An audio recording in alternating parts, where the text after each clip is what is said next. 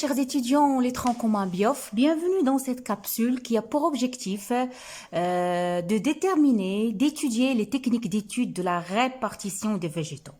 Je peux dire, c'est comme un petit rappel de la capsule dernière. Donc, comme vous le savez déjà, mes chers étudiants, les forêts, les rivières, les déserts, les lacs, les étangs, ce sont tous des milieux naturels. Ce sont tous des milieux naturels qui sont peuplés par divers végétaux. Mais ces végétaux-là, ils ne sont pas répartis au hasard. Ils ne sont pas répartis d'une manière aléatoire. De ce fait, on est obligé d'étudier la répartition des végétaux. Il reste une nécessité, il reste une activité primordiale à réaliser lors d'une sortie écologique. Si vous vous rappelez très bien dans la dernière capsule, lorsqu'on a fait une étude de la stratification verticale des végétaux, on a pris comme exemple le milieu forestier, vu que le milieu forestier, c'est le milieu le plus peuplé par des végétaux. Donc, qu'est-ce qu'on a vu? Qu'est-ce qu'on a remarqué si vous voyez avec moi cette photo-là? Attendez, je règle la caméra. Donc, regardez avec moi. Qu'est-ce que vous voyez? Qu'il y a une stratification verticale de végétation d'une forêt, que les végétaux sont subdivisés et sont répartis dans le sens vertical, se forment de quoi? Se forment de couches, se forment d'étages, se forment de ce que j'appelle des strates.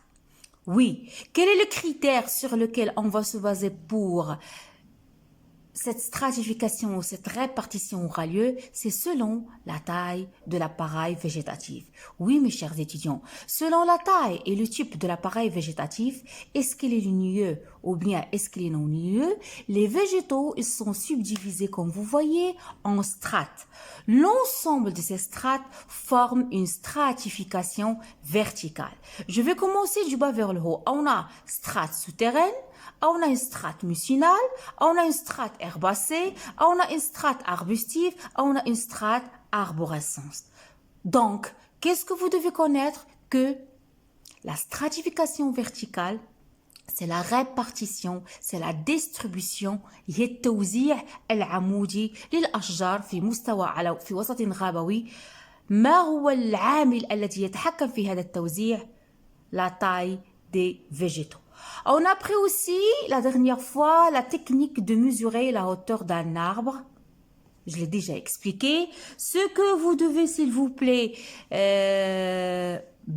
bien avoir dans votre tête, c'est cette formule-là. Ok? C'est cette formule-là, vous devez la connaître, vous devez la prendre. Grand H est égal à D plus petit h. Comme vous voyez, voilà, grand H est égal à D, la distance qui sépare l'observateur au tronc d'arbre, à petit h. On va passer maintenant, ou bien on vient d'étudier la stratification, première technique d'étude de répartition des végétaux, la stratification verticale, où on va s'attaquer tout à l'heure à la stratification horizontale des végétaux. Donc, comme document, comme vous voyez, je vais travailler ça avec vous dans un autre document sous forme d'exercice. Qu'est-ce qu'il représente ce document-là? Si vous regardez très bien, la répartition horizontale des végétaux de la forêt mkhinzat. Donc, un exemple de forêt, comme vous voyez, on a, regardez, une distribution, une répartition, je peux dire une stratification des végétaux.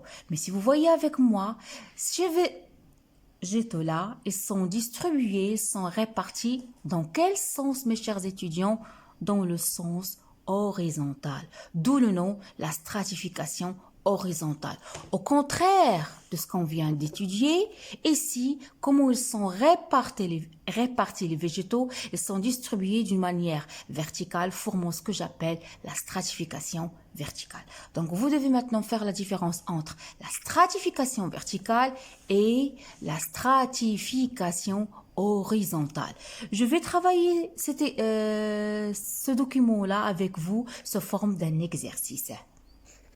Donc voilà mes chers étudiants, les troncs communs, notre exercice, l'activité de étude de la stratification verticale des végétaux. Ici, c'est étude de la stratification horizontale des végétaux dans la forêt de Mkhinza. Donc, je vais vous lire l'énoncé d'exercice. La forêt de Mkhinza est située près de Oued Akrache et elle est caractérisée par une grande biodiversité, c'est-à-dire une diversité. تنوع من الأنواع النباتية من النباتات.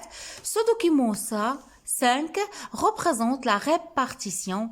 Donc la répartition هي التوزيع, il y a la distribution des végétaux de la forêt Mkhinza sur un profil topographique réalisé dans le site étudié.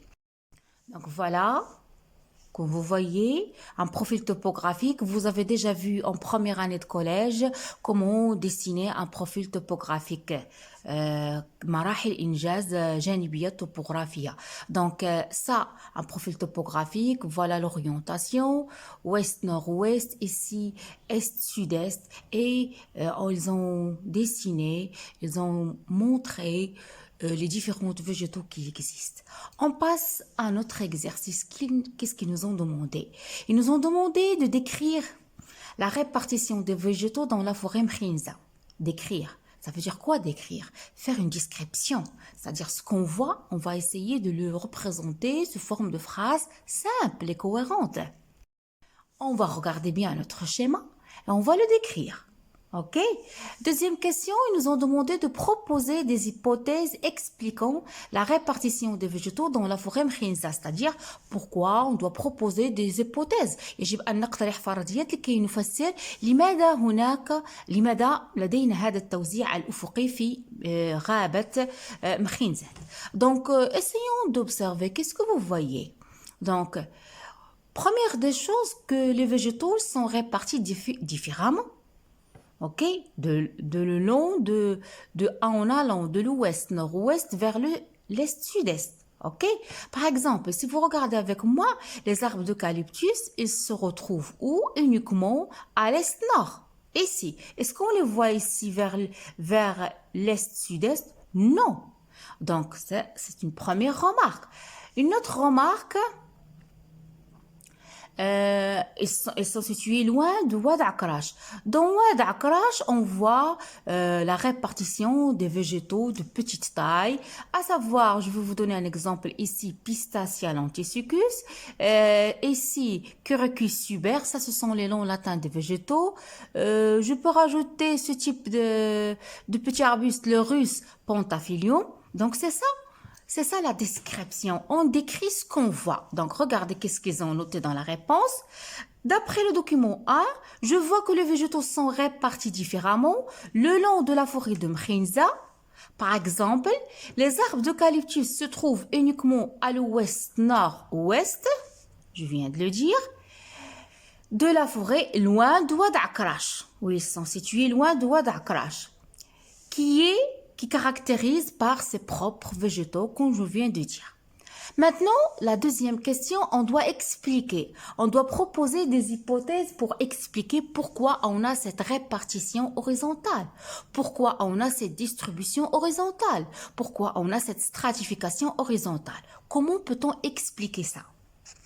Oui, ce triangle isocèle, on va le mettre sur nos yeux en face de l'un de nos yeux, comme vous voyez ici, comme il a fait l'observateur, à condition que l'un des côtés plats, donc l'un des côtés de cet isocèle, il devrait être horizontal, donc comme ça.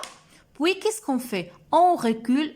Au début, l'observateur, il était ici. Donc, une fois qu'il va régler son isocèle, il va s'éloigner, reculer, en s'éloignant de l'arbre, jusqu'à quoi? Jusqu'à travers ce papier enroulé, jusqu'à qu'il voit le sommet de l'arbre. Lorsqu'il voit le sommet de l'arbre s'aligne avec le sommet le plus haut de son triangle, c'est à ce moment-là, il va s'arrêter. Et à ce moment-là, on doit utiliser cette règle qui nous permet de calculer la hauteur d'un arbre, qui sera égale, la hauteur de l'arbre, elle est égale à quoi? Elle est égale à grand D plus petit h. C'est quoi grand D? Grand D, c'est la distance qui permet de voir le sommet de l'arbre à travers le papier télescope. C'est ça. C'est cette distance qui sépare l'observateur du tronc d'arbre. Plus petit h, quand vous voyez petit h, c'est quoi? C'est ça, c'est la hauteur de l'observateur. Donc cette formule-là, vous devez l'apprendre, vous devez la connaître. Vous pouvez la voir en examen dans un exercice. C'est clair?